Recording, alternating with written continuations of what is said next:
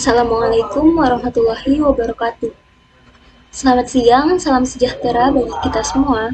Perkenalkan, nama saya Sabila Salsabil Muhammad Faisal dan dua rekan saya, yakni Vika Aprilia dan Ahmad Syahbana Wahyudi. Pada kesempatan kali ini, kelompok kami akan membawakan pidato mengenai kebijakan pemindahan ibu kota negara. Dalam hal ini, kelompok kami menyatakan bahwa kebijakan pemindahan ibu kota negara merupakan langkah yang tepat dalam rangka mengurangi dampak ekonomi akibat padatnya penduduk, khususnya di wilayah Pulau Jawa. Indonesia kini menanggulanginya dengan cara memindahkan ibu kota negara yang baru di luar Pulau Jawa, yakni Kabupaten Penajam Pasar Utara dan Kabupaten Kutai Kartanegara. Alasannya adalah karena resiko bencana yang minim dan juga kawasan tersebut dinilai cukup strategis di antara kota-kota yang berkembang, yakni kota Balikpapan dan Samarinda. Dalam rencana pemindahan ibu kota ini diproyeksikan dapat menumbuhkan berbagai sektor di wilayah Kalimantan Timur. Dampak pemekaran yang akan terjadi pada lokasi ibu kota negara yang baru, yakni dengan melihat adanya asumsi variabel dan juga menentukan wilayah yang paling memberi tarikan dan membawa dampak pertumbuhan ke sekitarnya guna bermanfaat untuk perekonomian nasional. Sejauh ini, Jakarta masih mendominasi perputaran ekonomi di Indonesia. Beberapa pihak mengklaim bahwa adanya pemindahan ibu kota ini, maka perekonomian menjadi lebih merata, tidak hanya terpusat di Pulau Jawa saja. Pemindahan ibu kota yang tengah direncanakan oleh pemerintah ternyata memiliki dampak ekonomi pada daerah baru tersebut. Pemindahan ibu kota ke lokasi yang baru tidak akan memberikan dampak negatif terhadap perekonomian nasional, justru akan memberikan efek positif, yaitu disebabkan adanya penggunaan dari sumber daya potensial yang selama ini belum termanfaatkan dengan baik. Nantinya, dampak pemindahan ibu kota baru terhadap perekonomian nasional menjadi bertambah sebesar 0,1%, seperti dikutip pernyataan Badan Perencanaan Pembangunan dalam kajiannya yang menyatakan bahwa pemindahan ibu kota negara akan memberikan dampak positif terhadap perekonomian nasional dengan prediksi kenaikan Produk Domestik Regional Bruto atau PDRB sebesar 0,1%. Bappenas juga menyatakan bahwa kenaikan PDRB ini bersumber dari pemanfaatan sumber daya potensial seperti pembukaan lahan untuk keperluan infrastruktur produktif dan pembukaan lapangan kerja bagi sumber daya manusia yang terampil, yang selama ini belum termanfaatkan dengan baik. Kemudian, pemindahan ibu kota akan menurunkan kesenjangan antar kelompok pendapatan dan indikasi ketimpangan akan menyempit atau berkurang. Nah, karena pemindahan ibu kota ke provinsi alternatif ini akan menyebabkan perekonomian lebih terdiversifikasi ke arah sektor yang lebih padat sehingga dapat membantu untuk menurunkan kesenjangan antar kelompok pendapatan, baik di tingkat regional maupun di tingkat nasional. Selanjutnya, pemindahan ibu kota negara dari Pulau Jawa akan mendorong perdagangan di dalam provinsi ibu kota baru. Lebih dari 50% wilayah Indonesia akan merasakan peningkatan arus perdagangan jika ibu kota negara dipindah ke provinsi yang memiliki konektivitas dengan provinsi lain yang baik. Pemindahan ibu kota negara akan mendorong juga investasi di ibu kota negara baru dan sekitarnya. Untuk memastikan perkembangan ibu kota negara baru, Bappenas merencanakan akan memberikan insentif bagi pelaku usaha untuk berinvestasi. Bambang Brojonegoro, yaitu Ketua Bappenas, akan memberikan insentif bagi pelaku usaha sehingga akan terjadi peningkatan arus perdagangan sebesar 50% sebagai dampak pertumbuhan kawasan industri di ibu kota negara baru yang terhubung dengan wilayah lain di Indonesia, serta meningkatkan output di beberapa sektor non-tradisional.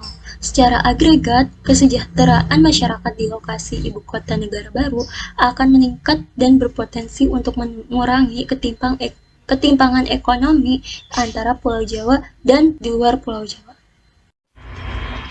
Pidato selanjutnya akan disampaikan oleh rekan saya. Kepada Vika dipersilakan. Baik, terima kasih Sabila. Sebelumnya, perkenalkan nama saya Vika Aprilia dari kelompok 5. Seperti yang sudah disinggung oleh rekan saya sebelumnya, kelompok kami menyatakan bahwa pemindahan ibu kota Jakarta ke IKN merupakan langkah yang tepat. Mengapa demikian? Hal ini dikarenakan Jakarta mengalami banyak permasalahan setiap tahunnya.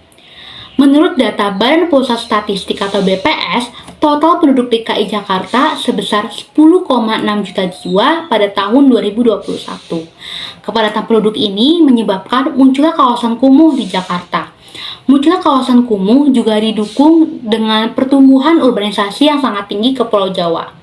Menurut survei penduduk antar sensus atau SUPAS pada tahun 2019, sebesar 56,9% penduduk Indonesia atau setara dengan 150,18 juta jiwa terkonsentrasi di Pulau Jawa.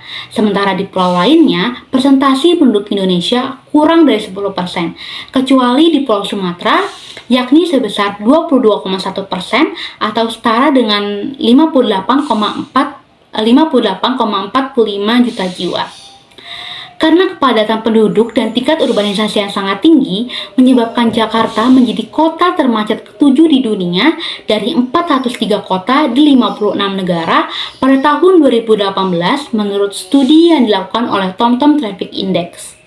Warga Jakarta tercatat memiliki commuting time sebesar 2-3 jam per sekali jalan atau setara dengan 4-5 jam per pulang pergi. Ternyata tingginya kemacetan ini juga berpotensi juga berdampak pada perekonomian. Menurut perhitungan Bank Dunia menyebutkan bahwa kerugian akibat kemacetan ini bisa mencapai 65 triliun per tahun. Kemacetan terjadi dikarenakan kurangnya akses transportasi publik sehingga masyarakat memilih untuk menggunakan kendaraan pribadi.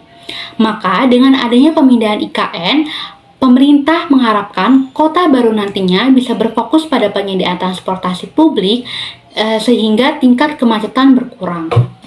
Besarnya tingkat populasi penduduk di Jakarta menyebabkan terjadinya permasalahan lingkungan dan geologi seperti banjir tahunan, tanah turun, dan permukaan air laut yang naik sehingga berpotensi menenggelamkan Jakarta.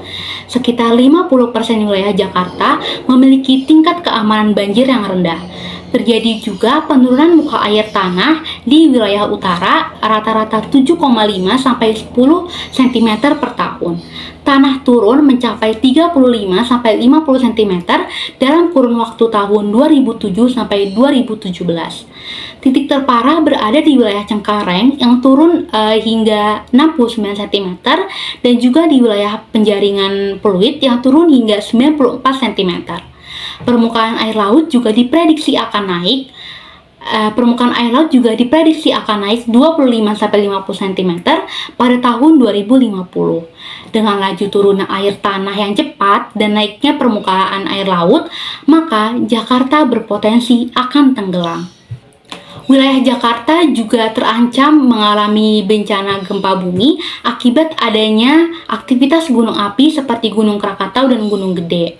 Jakarta juga berpotensi mengalami gempa bumi tsunami akibat Megatras Selatan, Jawa Barat dan Selat Sunda, serta gempa darat akibat adanya pergerakan aktif di sesar Baribis, sesar Lembang, dan sesar Cimandiri. Selain permasalahan di atas, keterbatasan suplai air baku juga menjadi ancaman serius bagi penduduk Jakarta. Hingga tahun 2018, PDAM hanya melayani 60% rumah tangga Jakarta.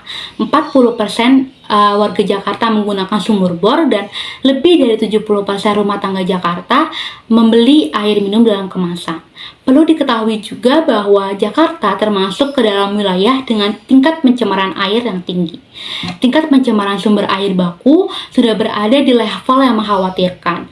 Sekitar 57% air waduk di Jakarta tercemar berat, 61% air sungai di Jakarta tercemar berat, 12% air tanah di Jakarta tercemar berat, dan seluruh air teluk di Laut Jakarta tercemar sedang dan berat. Pidato selanjutnya akan dilanjutkan oleh rekan saya. Kepada Bana, dipersilakan.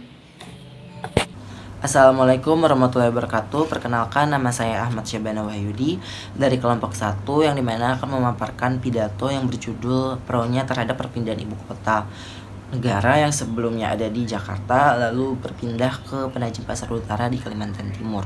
Menurut data Badan Pusat Statistik yang dipaparkan oleh Bapak Presiden Joko Widodo, sebanyak 156 juta penduduk Indonesia itu berada di Pulau Jawa, yang dimana jumlah tersebut mewakili sekitar 57% jumlah total penduduk yang ada di Indonesia, yang dimana dengan perputaran ekonominya pun mencapai lebih dari setengah PDB Indonesia, yaitu sekitar 58%.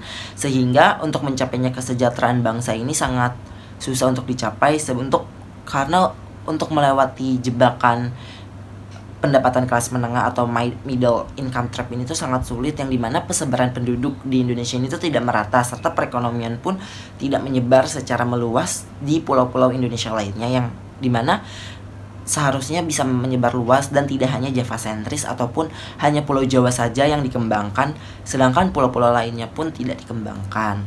Lalu tingginya ketimpangan struktur perekonomian di Pulau Jawa dengan pulau-pulau lainnya tuh sangat nyata, sangat jelas dan sangat terlihat perbedaannya. Menurut Badan Pusat Statistik, kontribusi Pulau Jawa terhadap pendapatan domestik bruto Indonesia ini tuh mencapai 57,89%.